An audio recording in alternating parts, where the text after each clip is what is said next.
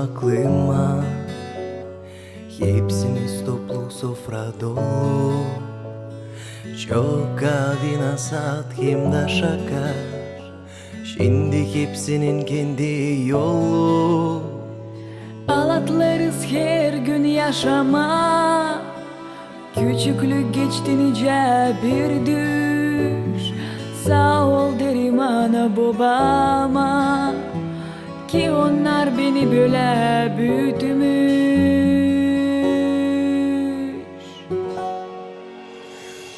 Anam babam size dini, indireriz gökten yıldızı.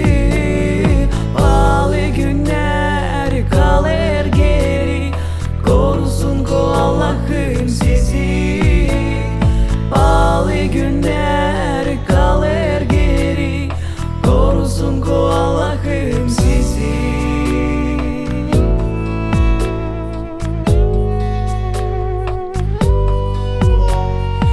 Isıdır güneşte göklerde, İçimde sıcak rüzgar yeser.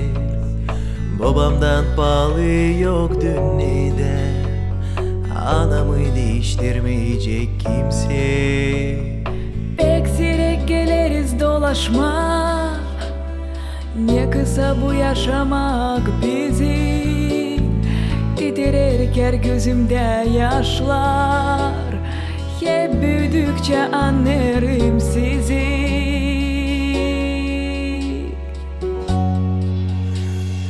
Anam babam size dini, indireriz gökten yıldızı.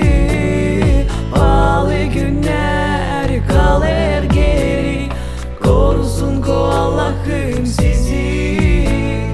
Anam babam size dini, indireriz gökten yıldızı.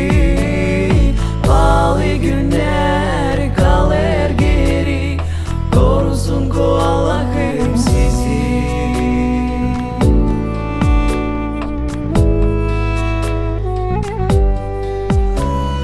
Sal dua ederiz Allah'a, kol sağlık size hep bir versin.